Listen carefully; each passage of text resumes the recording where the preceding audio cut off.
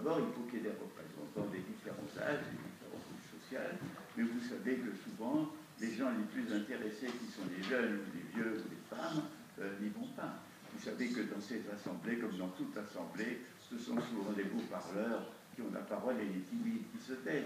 Il y a un apprentissage social, politique et social de la démocratie participative, de la présence des citoyens. Enfin, c'est une tâche historique, ce n'est pas une solution que l'on va imposer du haut, mais je pense que par tirage au sort, et toutes les grandes institutions démocratiques, on peut choisir, comme pour les jurys de nos tribunaux ici en France, on peut choisir les participants de ces comités qui vont faire partie, eux aussi, des conseils et donner leur point de vue existentiel de gens qui vivent dans les villes. Donc, à mon avis, il faut créer la nouvelle gouvernance urbaine, laquelle va aider à réhabiliter le concept de ville inclusive et non pas de la ville ségrégative.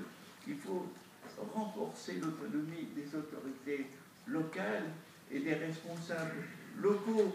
Et donc, là aussi, il y a décentralisation et démocratisation appropriée.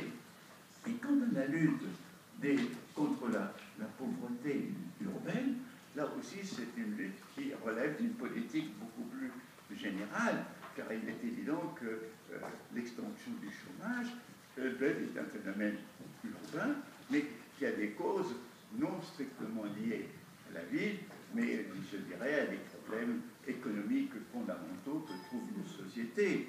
Alors, bien entendu, nous avons les assistances diverses que nous connaissons, mais je pense que là aussi, c'est une politique générale qui peut, en quelque sorte, traiter ce problème. Autrement dit, la ville où se posent tous les problèmes fondamentaux de notre société, eh bien, la ville ne peut pas elle-même résoudre tous ces problèmes fondamentaux. Elle a évidemment besoin de l'aide des autorités politiques nationales et globales, mais en même temps, elle doit avoir sa propre autonomie.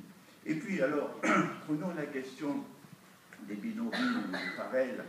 C'est une question qui est très intéressante et débattue parce que ma collaboratrice et mes compagnes, Sabah Abou Salam, avec qui nous avons du reste préparé cette intervention ensemble, elle a fait des études très, très importantes, et notamment dans le pays d'origine, le Maroc, où le souverain, dans une juste intention de supprimer les taudis, a voulu plus de bidonvilles dans notre pays.